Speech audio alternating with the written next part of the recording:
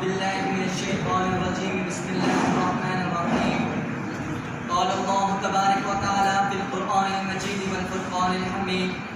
وما أرسلناك إلا رحمة للعالمين صدق الله العظيم وصدق رسوله النبي الكريم ونحن على ذلك لمن الشاهدين والشاكرين والحمد لله رب العالمين. فضا زمانے کی تھی مقدر ظہور خیر البشر سے پہلے،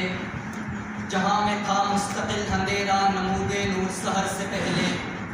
ہوئی ہے تخلیق نور سرور ازل میں شمس و قمر سے پہلے، کہ ان چراغوں کو زو ملی ہے انہی کی روشن نظر سے پہلے. کمال علم و عمل کا پیکر کرم مجسم تمام رحمت، جہاں میں ان خوبیوں کا انسان نہ آیا خیر البشر سے پہلے. قابل صدر اکرام، معزز پرنسپل صاحب، معزز اساتذہ اکرام اور میرے ہم مکتب ہم سفر کا ساتھیوں، السلام علیکم ورحمۃ اللہ وبرکاتہ. جیسا کہ آپ سب کے علم میں ہے کہ یہ ماہ ربیع الاول کا مہینہ چل رہا ہے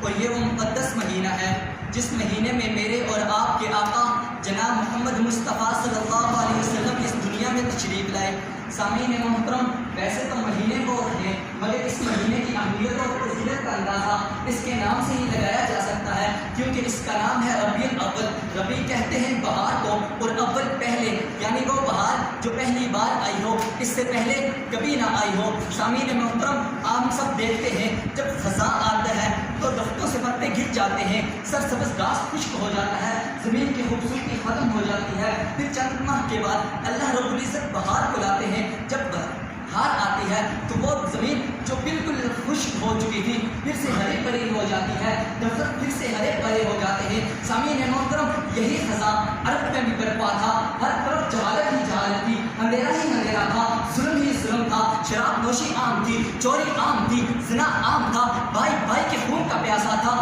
قتل و غارت کا وسال گرم تھا، عورت کا معاشرے میں کوئی مقام نہ تھا، بچوں کو زندہ ترغوت کر دیا جاتا تھا. تو اس وقت اللہ رب العزت جو میرے اور آپ کا رب ہے، جو مشرق سے سورج کو نکالتا ہے، مغرب میں غروب کرتا ہے، جس نے انسان کو خون کی پھڑکی سے پیدا کیا، جس نے آسمان کو بنا ستونوں کے کھڑا کیا، جو پتھر سے پانی نکالتا ہے، جو میرا اور آپ کا تمام کائنات کا رب ہے، اس کو انسانوں کی اس بدتر حال پر نہیں آ جاتا ہے اور اپنے پیارے پیغمبر جناب محمد مصطفیٰ احمد مجتبیٰ صلی اللہ علیہ وسلم کو اس دنیا میں مبعوث فرمایا اور قرآن میں ارشاد فرما دیا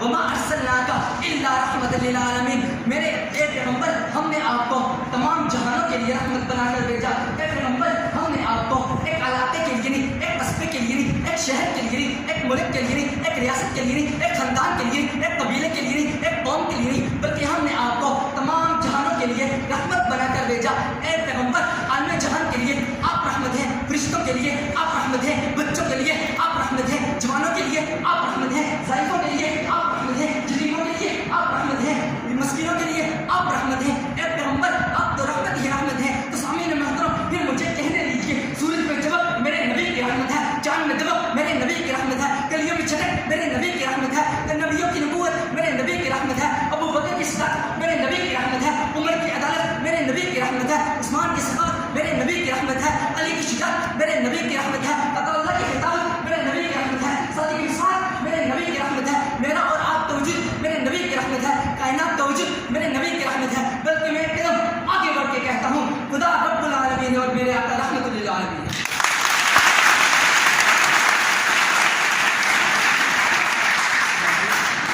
مولانا قاسم ندوی رحمۃ اللہ علیہ فرماتے ہیں، قدم قدم پر برکتیں، نفس نفس پر رحمتیں، قدم قدم پر برکتیں، نفس نفس پر رحمتیں، جہاں جہاں سے وہ شفیع اسیام گزر گیا، جہاں نظر نہیں پڑی وہاں ہے رات آج تک، وہیں وہیں سحر ہوئی، جہاں جہاں سے وہ گزر گیا.